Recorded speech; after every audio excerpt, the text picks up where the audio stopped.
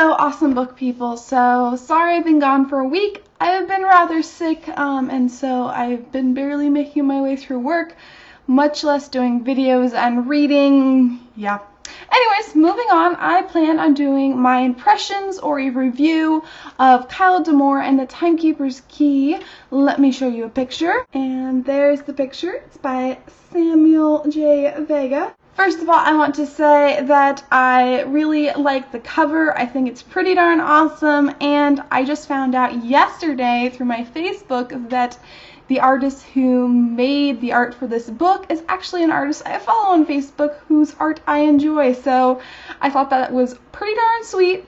Also, the author is pretty cool. I've looked a little information up about him on his website, and you know, he's mid-20s, mid-early 20s, so our age kind of, and this is his first book, which I think is amazing. I'm kind of jealous. I wish, you know, I'd written a book. But let's get into the book itself. So overall, the plot is kind of Harry Potter meets Percy Jackson with a different dimension. I thought it was really cool. Now, in this book, you meet Kyle Demore, and in the beginning, it's kind of like you're not really attached to him.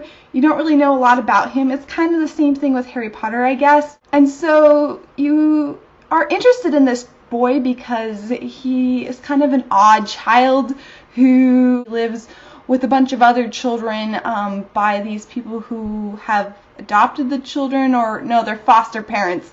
And he's much different than all the other children, and there's only one girl who kind of gets along with him. His teachers don't really like him. He sleeps through a lot of the day, and he has this key that he wears all the time, and when it gets lost, he can always find it. If it gets stolen, he can find it. And so you're kind of intrigued. You want to know what's going on. And then one day, he's at school, and he starts daydreaming, and he wakes up, and the entire, I think it's the gym, is filled with snow. It's like, what the heck happened? Well, everybody says it's his fault, and so he's getting in trouble for it, and then things start developing, and maybe there's a little bit more to it. And from there, you kind of progress maybe into a different dimension, magical school, where you learn different abilities having to do with manipulating dimensions and things like that, which was fantastic. Let's get, I guess, into the characters first of all. I really liked Kyle Demore. I felt like, or however you say it, I felt like he was a very interesting character, a lot of fun, adventurous. He likes fighting, he is into magic, that sort of stuff, and he has this really cool key. So he was a pretty interesting character. His friends were pretty cool.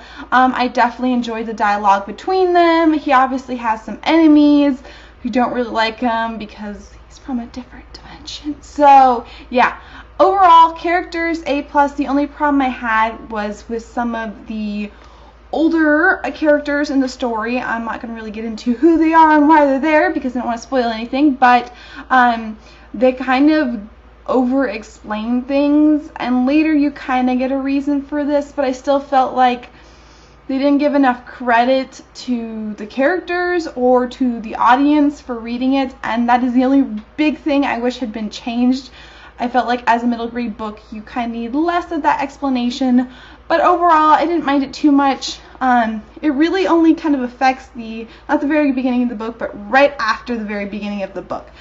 But besides that, you got the world building. World building, fantastic. I mean, what's cooler than different dimensions? They go through lots of adventures. There's different locations where they're trying to solve mysteries. I mean, you have the school itself. A+, if you like Harry Potter's world building, I'm sure you'll enjoy this world building. And the writing overall was really good. Again, the only flaw was a little over explanation, but besides that, like, I kept reading and reading, and by the time you get to the middle of it, you're just like sucked in and you want to know what happens. Now, I will say that a lot of Kyle Demore's back history isn't really explained, and I'm sure that'll become apparent in future books, but I am definitely curious to know more about Kyle Demore and his past, because obviously he doesn't know his parents, and kind of where and how he got there. So yeah, Overall, I think I gave this book like a 4.5. I really enjoyed it, and it is a excellent first book. I recommend it to all of you who like that genre of Percy Jackson or Harry Potter, and I will say it definitely takes like the idea of learning magic to a whole new level, and that is something that intellectually I really enjoyed, because every once in a while I get a little tired of magic, just a little bit. So yeah, I recommend this book, and if you're interested in my written review, go check out my Goodreads. Anyways, thanks guys, bye!